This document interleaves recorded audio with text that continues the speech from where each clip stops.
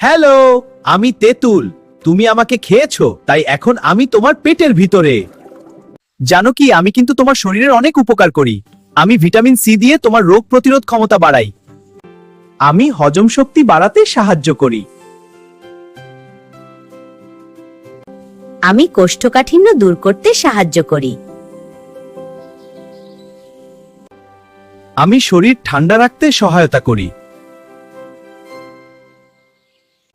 আমি রক্ত পরিষ্কার রাখতে সাহায্য করি।